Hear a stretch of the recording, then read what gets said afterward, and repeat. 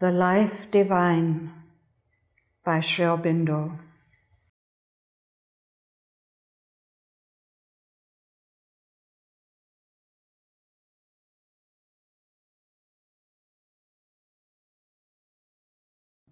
Chapter 20. Death, Desire, and Incapacity. In the beginning, all was covered by hunger, that is death, that made for itself mind, so that it might attain to possession of self. Brihadaranyaka Upanishad. This is the power discovered by the mortal, that has the multitude of its desires, so that it may sustain all things. It takes the taste of all foods and builds a house for the being. Rig Veda. In our last chapter, we have considered life from the point of view of the material existence and the appearance and working of the vital principle in matter. And we have reasoned from the data which this evolutionary terrestrial existence offers. But it is evident that wherever it may appear and however it may work, under whatsoever conditions, the general principle must be everywhere the same.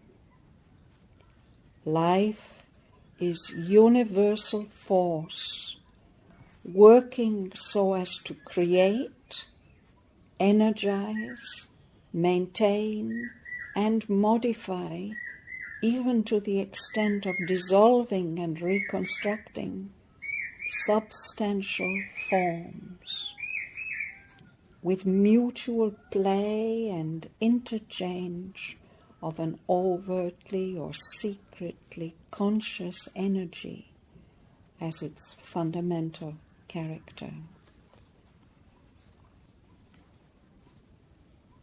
In the material world we inhabit, mind is involved and subconscious in life, just as supermind is involved and subconscious in mind. And this life, instinct with an involved subconscious mind, is again itself involved in matter. Therefore, matter is here the basis and the apparent beginning. In the language of the Upanishads, Prithvi, the earth principle, is our foundation. The material universe starts from the formal atom, surcharged with energy, instinct with the unformed stuff of a subconscious desire, will, intelligence. Out of this matter, apparent life manifests, and it delivers out of itself, by means of the living body, the mind it contains imprisoned within it. Mind also has still to deliver out of itself the supermind concealed in its workings. But we can conceive a world otherwise constituted, in which mind is not involved at the start, but consciously uses its innate energy to create original forms of substance. and is not, as here, only subconscious in the beginning. Still, though the working of such a world would be quite different from ours, the intermediate vehicle of operation of that energy would always be life. The thing itself would be the same, even if the process were entirely reversed.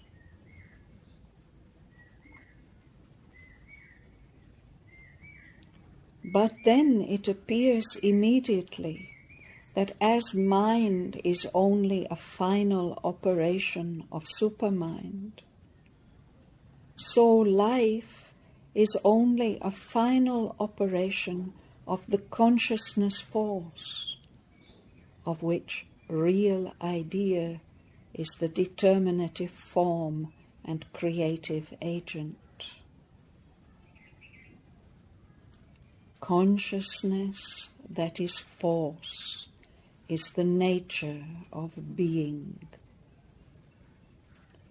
And this conscious being, manifested as a creative knowledge will, is the real idea, or supermind. The supramental knowledge will is consciousness force rendered operative for the creation of forms of united being in an ordered harmony to which we give the name of world or universe.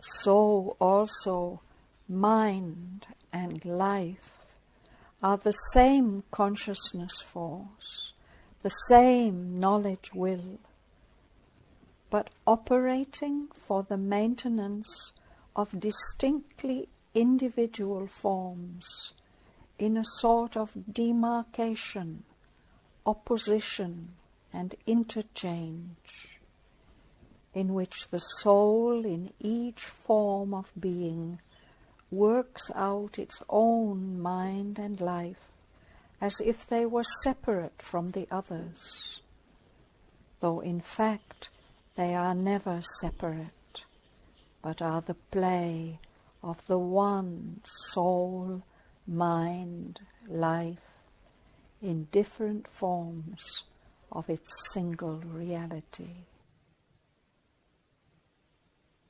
In other words, as mind is the final individualizing operation of the all-comprehending and all-apprehending supermind, the process by which its consciousness works individualized in each form from the standpoint proper to it, and with the cosmic relations which proceed from that standpoint. So life is the final operation by which the force of conscious being, acting through the all-possessing and all-creative will of the universal supermind, maintains and energizes, constitutes and reconstitutes individual forms, and acts in them as the basis of all the activities of the soul thus embodied. Life is the energy of the divine, continually generating itself in forms as in a dynamo, and not only playing with the outgoing battery of its shocks on surrounding forms of things, but receiving itself the incoming shocks of all life around as they pour in upon and penetrate the form from outside, from the environing universe.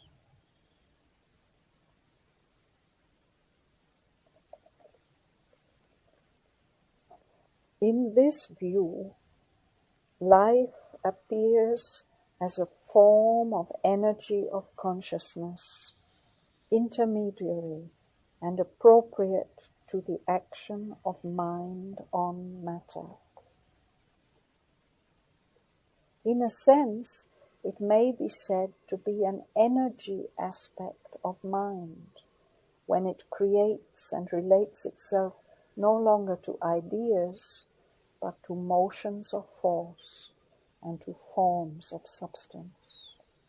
But it must immediately be added that just as mind is not a separate entity, but has all supermind behind it, and it is supermind that creates, with mind only as its final and individualizing operation, so life also is not a separate entity or movement, but has all conscious force behind it in every one of its workings.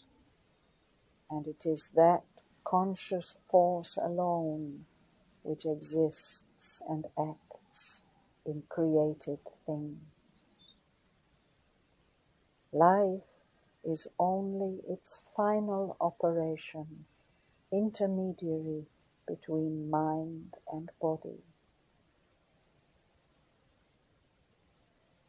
All that we say of life must therefore be subject to the qualifications arising from this dependence. We do not really know life, whether in its nature or its process, unless and until we are aware and grow conscious of that conscious force working in it, of which it is only the external aspect and instrumentation. Then only can we perceive and execute with knowledge, as individual soul forms and mental and bodily instruments of the divine, the will of God in life.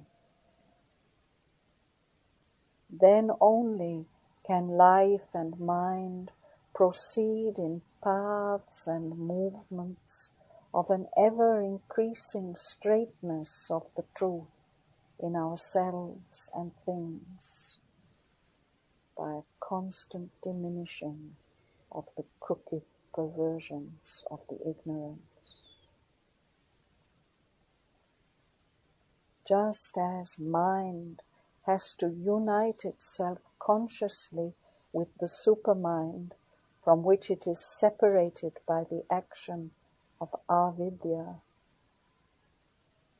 so life has to become aware of the conscious force which operates in it for ends and with a meaning, of which the life in us, because it is absorbed in the mere process of living, as our mind is absorbed in the mere process of mentalizing life and matter, is unconscious in its darkened action, so that it serves them blindly and ignorantly, and not as it must and will in its liberation and fulfillment, luminously, or with a self-fulfilling knowledge, power, and bliss.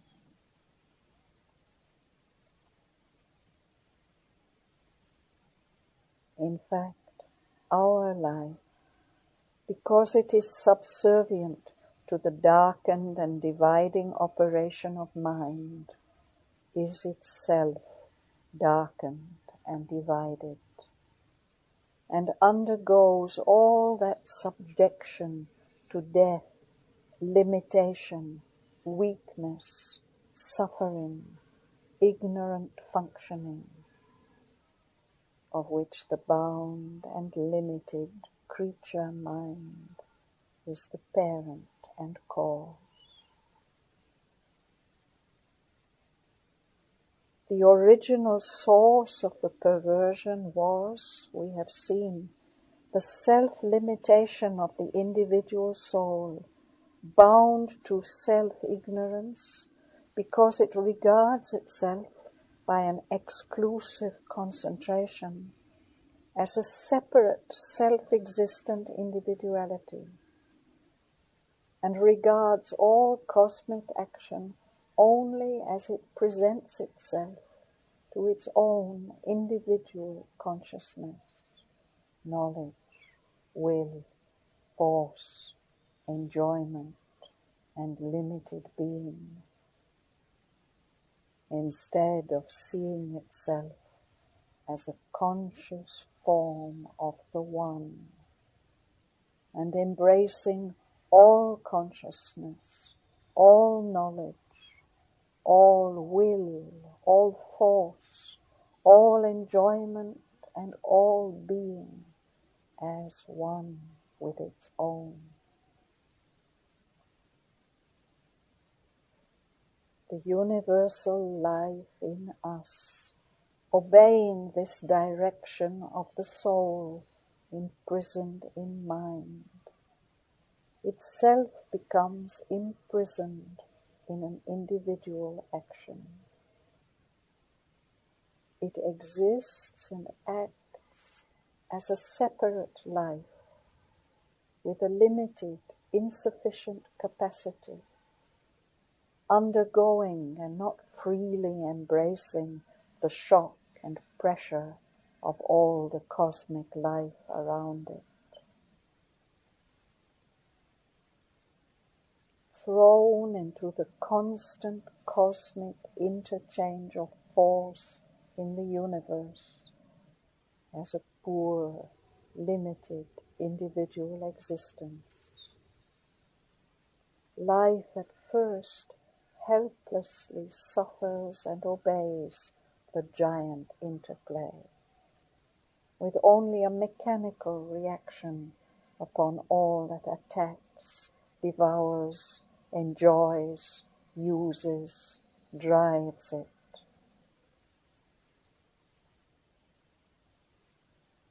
But as consciousness develops, as the light of its own being emerges from the inert darkness of the involutionary sleep,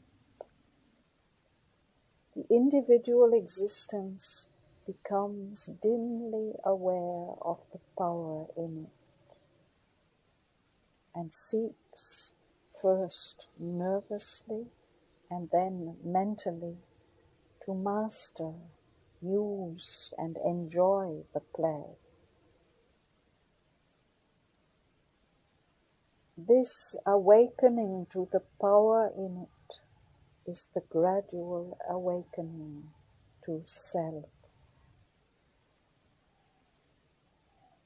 For life is force, and force is power, and power is will, and will is the working of the master consciousness. Life in the individual becomes more and more aware in its depths that it too is the will force of Satchidananda, which is master of the universe. And it aspires itself to be individually master of its own world, to realize its own power, and to master as well as to know its world is therefore the increasing impulse of all individual life. That impulse is an essential feature of the growing self-manifestation of the divine in cosmic existence. But though life is power, and the growth of individual life means the growth of the individual power, still the mere fact fact of its being a divided, individualized life and force prevents it from really becoming master of its world. For that would mean to be master of the all force, and it is impossible for a divided and individualized consciousness with a divided, individualized, and therefore limited power and will to be master of the all force. Only the all will can be that, and the individual only, if at all, by becoming again one with the all will, and therefore with the all force.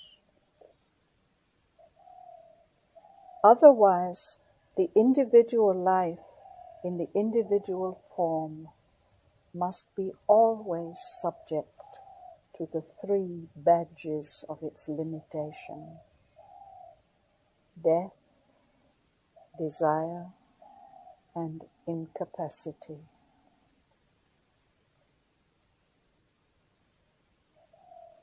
Death is imposed on the individual life both by the conditions of its own existence and by its relations to the all force which manifests itself in the universe. For the individual life is a particular play of energy specialized to constitute, maintain, energize, and finally to dissolve, when its utility is over, one of the myriad forms which all serve, each in its own place, time, and scope, the whole play of the universe. The energy of life in the body has to support the attack of the energies external to it in the universe. It has to draw them in and feed upon them, and is itself being constantly devoured by them. All matter, according to the Upanishad, is food. And this is the formula of the material world, that the eater eating is himself eaten. The life organized in the body is constantly exposed to the possibility of being broken up by the attack of the life external to it, or its devouring capacity being insufficient or not properly served, or there being no right balance between the capacity of devouring and the capacity or necessity of providing food for the life outside. It is unable to protect itself and is devoured, or is unable to renew itself and therefore wasted away or broken.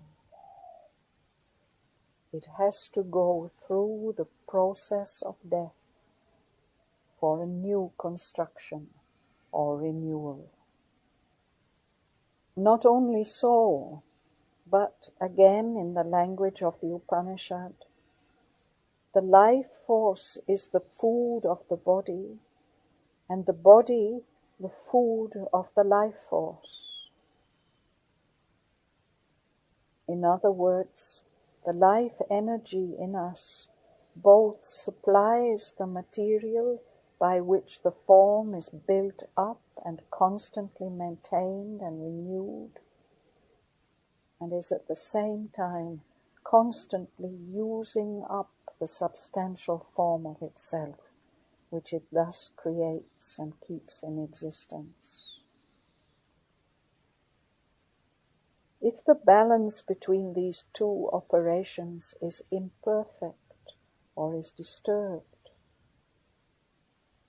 or if the ordered play of the different currents of life force is thrown out of gear, then disease and decay intervene and commence the process of disintegration. And the very struggle for conscious mastery and even the growth of mind make the maintenance of the life more difficult.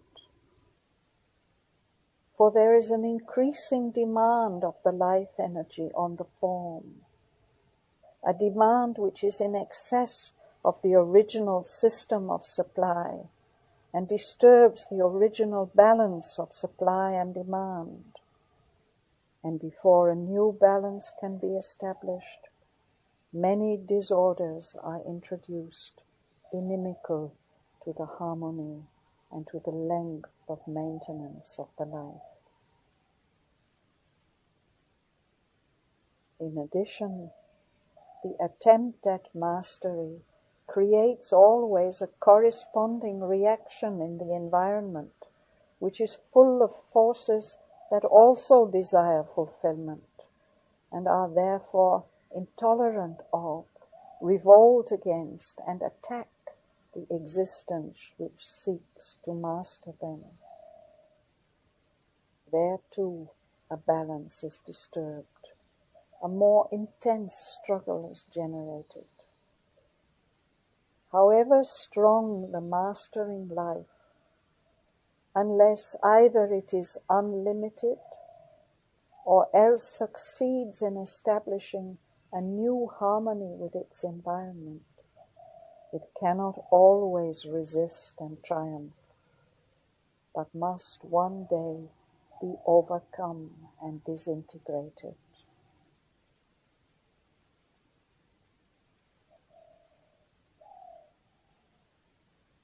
But apart from all these necessities, there is the one fundamental necessity of the nature and object of embodied life itself, which is to seek infinite experience on a finite basis. And since the form, the basis, by its very organization limits the possibility of experience, this can only be done by dissolving it and seeking new forms. For the soul, having once limited itself by concentrating on the moment and the field, is driven to seek its infinity again by the principle of succession, by adding moment to moment, and thus storing up a time experience which it calls its past. In that time, it moves through successive fields, successive experiences or lives, successive accumulations of knowledge, capacity, enjoyment. And all this it holds in subconscious or superconscious memory as its fund of past acquisition in time. To this process, change of form is essential. And for the soul involved in individual body, change of form means dissolution of the body in subjection to the law and compulsion of the all-life in the material universe, to its law of supply of the material of form and demand on the material, its principle of constant intershock and the struggle of the embodied life to exist in a world of mutual devouring. And this is the law of death.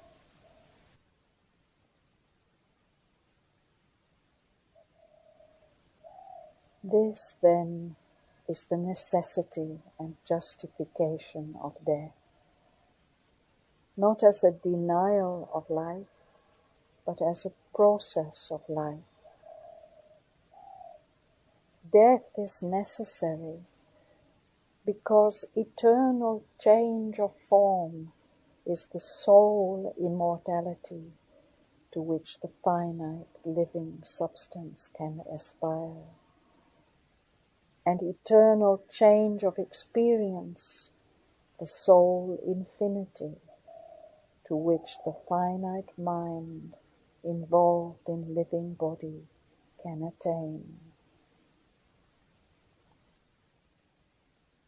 This change of form cannot be allowed to remain merely a constant renewal of the same form type, such as constitutes our bodily life between birth and death.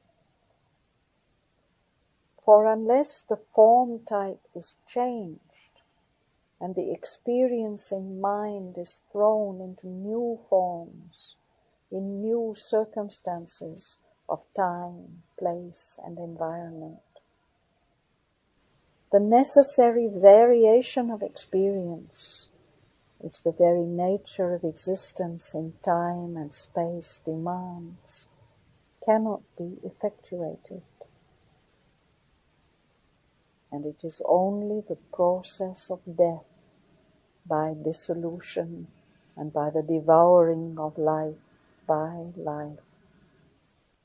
It is only the absence of freedom, the compulsion, the struggle, the pain, the subjection to something that appears to be not self, which makes this necessary and salutary change appear terrible and undesirable to our mortal mentality.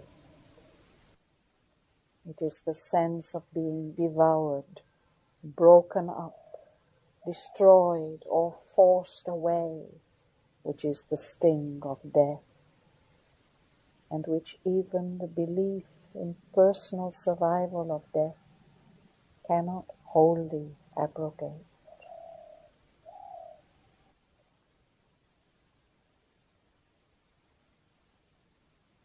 But this process is a necessity of that mutual devouring which we see to be the initial law of life in matter. Life, says the Upanishad, is hunger which is death. And by this hunger which is death, Ashanayam Mrityu, the material world has been created. For life here assumes as its mold material substance.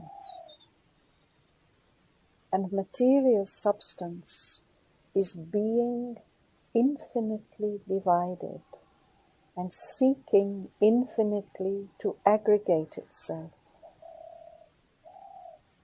Between these two impulses of infinite division and infinite aggregation, the material existence of the universe is constituted. The attempt of the individual, the living atom, to maintain and aggrandize itself is the whole sense of desire.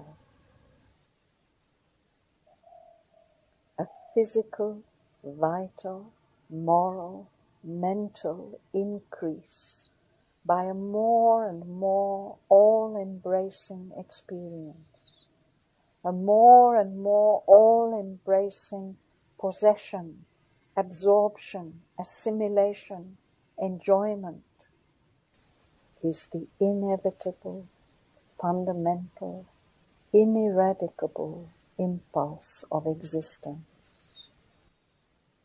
Once divided and individualized, yet ever secretly conscious, of its all-embracing, all-possessing infinity.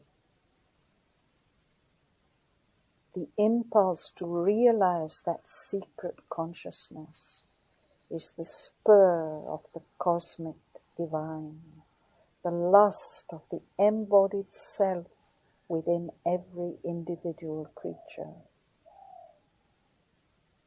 And it is inevitable, just, salutary, that it should seek to realize it first in the terms of life by an increasing growth and expansion. In the physical world, this can only be done by feeding on the environment, by aggrandizing oneself through the absorption of others or of what is possessed by others. And this necessity is the universal justification of hunger in all its forms. Still, what devours must also be devoured. For the law of interchange, of action and reaction, of limited capacity and therefore of a final exhaustion and succumbing, governs all life in the physical world.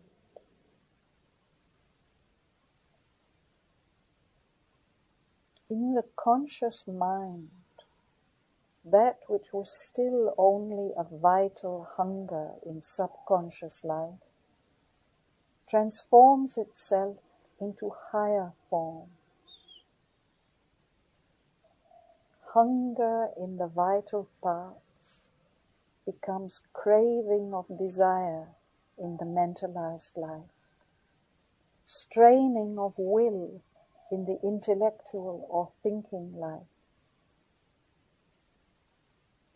This movement of desire must and ought to continue until the individual has grown sufficiently so that he can now at last become master of himself, and by increasing union with the infinite, possessor of this universe. Desire is the lever by which the divine life principle effects its end of self-affirmation in the universe. And the attempt to extinguish it in the interests of inertia is a denial of the divine life principle, a will not to be, which is necessarily ignorance. For one cannot cease to be individually, except by being infinitely. Desire, too, can only cease rightly by becoming the desire of the infinite, and satisfying itself with a supernal fulfillment and an infinite satisfaction in the all-possessing bliss of the infinite. Meanwhile, it has to progress from the type of a mutually devouring hunger to the type of a mutual giving, of an increasingly joyous sacrifice of interchange. The individual gives himself to other individuals and receives them back in exchange. The lower gives itself to the higher, and the higher to the lower, so that they may be fulfilled in each other. The human gives itself to the divine, and the divine to the human. the all in the individual gives itself to the all in the universe and receives its realized universality as a divine recompense.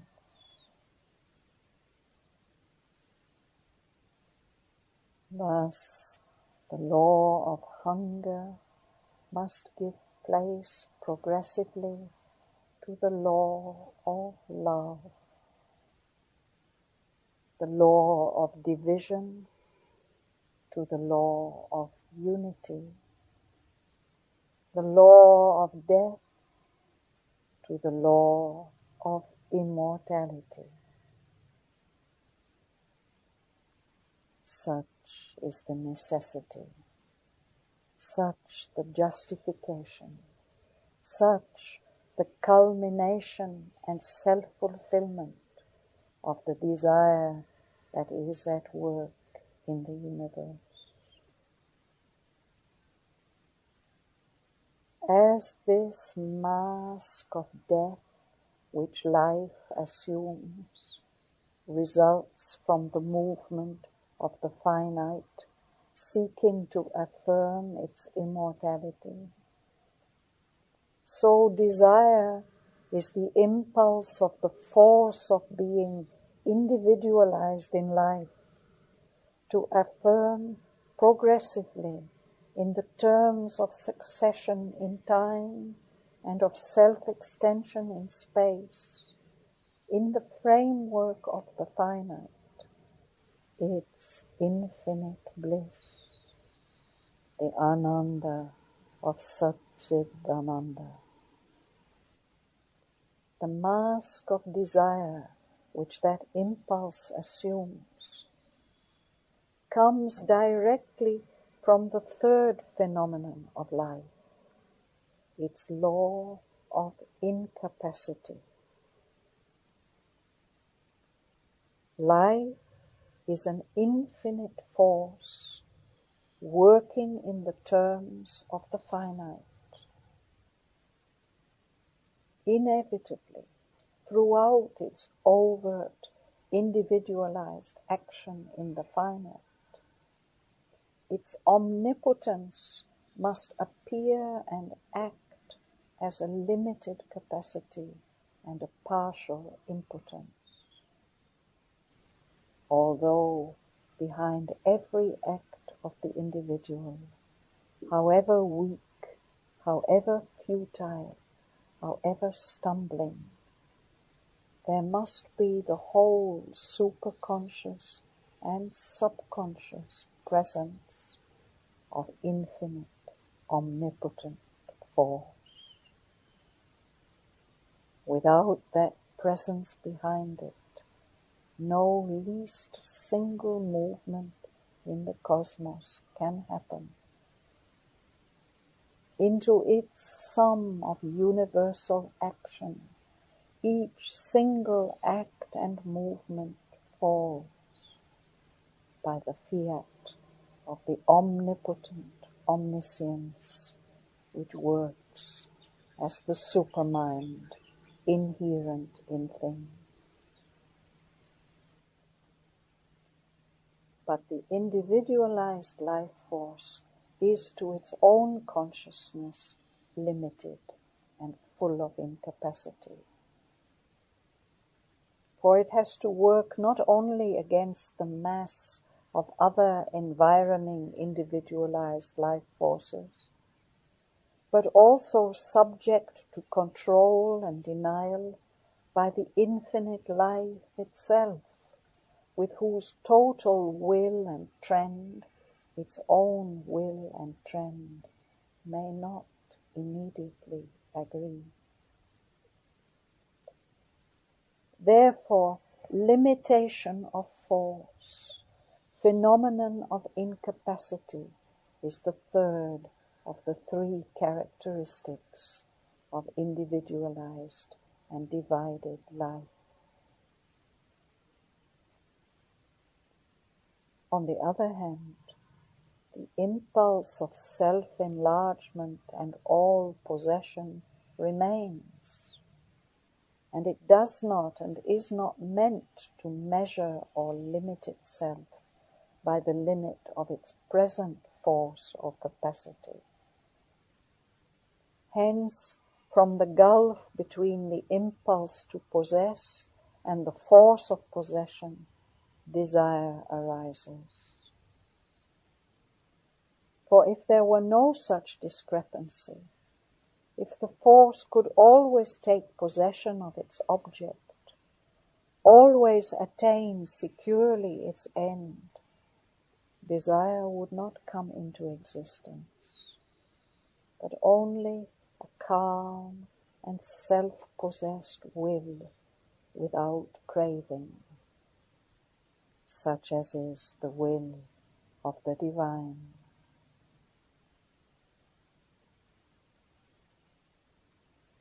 If the individualized force were the energy of a mind free from ignorance, no such limitation, no such necessity of desire would intervene.